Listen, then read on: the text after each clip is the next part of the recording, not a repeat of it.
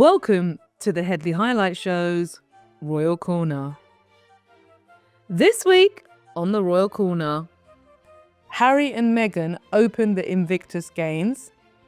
Prince William is wrongly characterised as playing a key role and being Britain's secret weapon to the special relationship with America. Yes, I'll expand on that momentarily. King Charles is told he's bigger than Beyoncé because he visited Tottenham Hotspur football ground, and disgraced Prince Andrew's private funding. Sky News learns that the palace were still involved, even when he was no longer a working royal. Since the last Royal Corner, the Invictus Games have begun. And for those who don't know, the Invictus was founded by Harry in 2014. This year marks a historic first Games because it has winter sports and it's in Vancouver in Canada, in Whistler.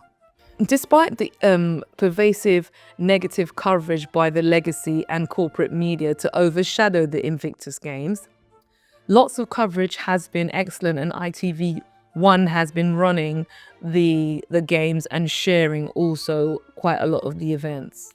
Before the games, Harry gave an excellent speech, and they also attended a breakfast event with Team USA at the Pacific Hotel.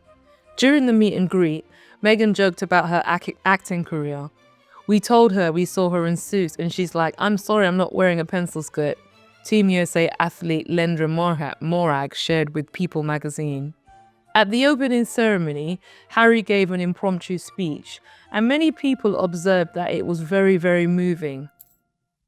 On stage, he reminded the competitors of their resilience and strength, saying, "Over the past decade, I've lost count of the times that we've heard you tell us that the Invictus Games saved you. Respectfully, I disagree. Invictus didn't save you, you saved yourselves." And this is why Harry is very much embraced by people, because he always speaks from the heart. He comes over as genuine, unlike the rest of the family he's related to, the firm. One of the lovely things I've observed during Invictus has been the closeness between Harry and Meghan, but also the outfits. So Meghan and Harry, what I thought was so interesting was that she was dressed in a puffer, a beanie, and some of those furry fur boots. And Harry had on a beanie and a puffer jacket. And I thought to myself, he could have blended in anywhere, down Tottenham High Road, down, Coventry Lane.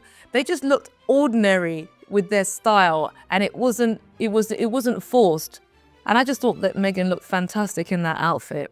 And I juxtaposed this with some of the pictures of William I saw this week. It just bears no comparison whatsoever.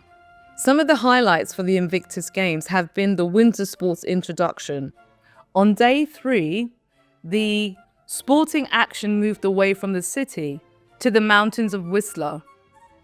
Above the Whistler village Blackcomb Mountain sits Whistler Sliding Centre, where the sport of skeleton takes place. You lie on your stomach and you basically go down an ice winding track.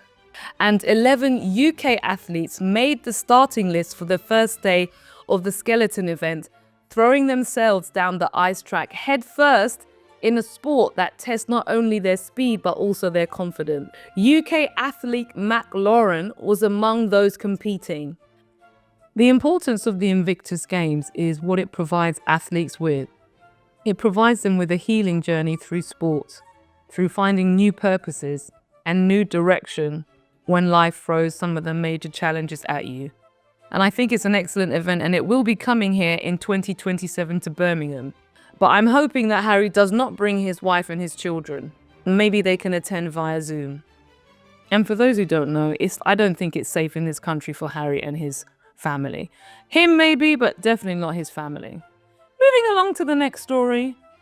Prince William thrilled to play a key role as Britain's secret weapon.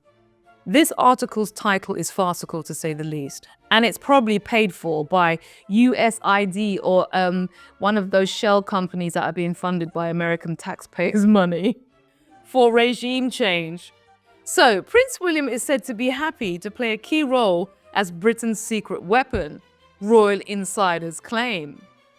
According to a report by The Telegraph, the future king holds a very powerful, really important influence in the future of Britain's special relationship with the US due to his bond with Donald Trump. I mean, this is ridiculous. When did Prince William have a bond with Donald Trump? This once again is a story in relevance washing, placing him in the eye line so he has some degree of relevance when he clearly doesn't. The media outlet citing sources reported the Prince of Wales, who has recently been dubbed the UK's secret weapon. I mean, who gave him that title? Nobody dubbed him anything. Is said to be happy to play his part. This article is so obsequious. The suggestion somehow that the King and Prince William are somehow going to get us a better trade deal with America is absolutely ridiculous. Nothing either of them do are going to change the relationship between us and the US. Don't forget Keir Starmer sent people over from his own party to campaign against Mr. Trump. And David Lammy, such a disappointment, said that Trump was a racist. So I'm not quite sure what Prince William and the King are going to do to repair those damaged relationships. Moving along swiftly to my next royal story. King Charles told he's bigger than Beyonce. And who would have told him that? Probably the same people that dubbed his son a secret weapon. King Charles has visited the home of Tottenham Hotspur to highlight the Premier League's club supporting local businesses. So he came to the ends, yeah, today. The king was local, bro. Did you visit Bruce Castle, King Charles? Did you pop into Chick King over the road from Tottenham Hotspur, a very famous chicken shop? I doubt that. I doubt it very much. I think that visit was exceptionally curated inside the grounds. Anyway, back to the story. So King Charles has visited the home of Tottenham Hotspur to highlight the Premier League's club work with local businesses. The king met guests including Gina Moffat, 48, an ex-offender who turned her life around with the help of the King's Trust. Oh, wonderful. Formerly the Prince's Trust, and she now runs a restaurant in Tottenham. Well done to her. Miss Moffat informed the head of state he was bigger than Beyonce. Really? Referring to the US superstar's upcoming performance at the stadium, and I'm sure she sold more tickets than he did. King Charles also took the opportunity to have a go at throne and American football, receiving mixed feedback. I'm sure that was an enfeebled hurl, just like a sort of thing. Maybe he should have got one of his staffers to throw it, and then it would have probably been better than that enfeebled one that he did today. Moving along swiftly to our final story in the Royal Corner. Buckingham Palace was involved in meeting, not a meeting, but involved in a meeting about Prince Andrew's private funding, Sky News learns. So bear in mind that Prince Andrew, the disgraced brother of the king, who was involved in a friendship with Jeffrey Epstein and was photographed with young women, and then suddenly mummy's paying 12 million before she finally leaves this mortal coil so she can have her jubilee in peace and not be marred by your disgusting behavior. Yes, that same one, who last week was involved in last week's Royal Corner. I reported that.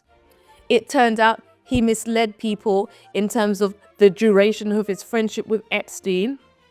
And the same disgraced Prince Andrew, who's been involved with allegedly a Chinese spy. Yes, that one. And the one who's not supposed to be getting any public money. That one, that same one. Now we hear that the palace has in the past insisted it was not involved in Prince Andrew's financial matters, saying that they were private because he was no longer a working member of the royal family. Somehow that's not quite true. How unsurprising. According to Sky, Buckingham Palace was involved in a meeting about the future of Prince Andrew's tech project called Pitch at Palace Global. So basically, it's Dragon's Den in their house. So they get paid for it being in their house. So that's one thing, that an income stream that he could have eaten from. Didn't materialize though. Documents released as part of court proceedings involving an alleged Chinese spy, Yang Tenbu, have thrown light onto the extent to which the Duke of York and his advisors have been keen to resurrect his Dragon's Den style project as a possible source of funding. For what? His private life? Do they pay you to come in your house and then to go on the television? You get to use the family's assets to make more money though. Is that the point of this exercise? Just so that I'm clear. The palace has in the past insisted it was not involved in Prince Andrew's financial matters, saying they were private because he was no longer a working member of the royal family. But it's now understood that at the time when the king was funding his brother, a meeting did take place with Startup Bootcamp, a Dutch company that funds startup businesses around the world, that was interested in the pitch at Palace Global Network. And this is the kicker. While the king's advisors were not involved in negotiating any details of a potential deal, it appears they were keen to get assurances that any future links would not cause problems for the wider royal family. Now, if you think about what that's trying to tell you, it's trying to tell you that the king didn't know what was going on and he wasn't organizing for some of that support that his brother was going to get through the funding was going to hopefully go to him. That's what that is saying to you by you reading through the lines. But the wider issue here is that the king has been involved in his brother's financial matters, even though he's allegedly not a working royal. And in concluding this week's Royal Corner on that note, what this demonstrates is the consistent and systemic myths, truths, half-truths that we the public are often fed about the royal family. You've been listening to a slightly extended Royal Corner. Well, there was lots of things to cover. We've got to pick up on all of them. I do hope you've enjoyed it. Please do make a contribution at deniseheadley.com. I'm trying to increase my subscribers. I've got 89. I would like to get to 100. Are you going to be the 90th? I do hope so. Jump up on my YouTube, deniseheadley.com on YouTube. Jump up on my YouTube, on my website, which is deniseheadley.com, and also make a donation. See you next week, and thanks for listening, and cut.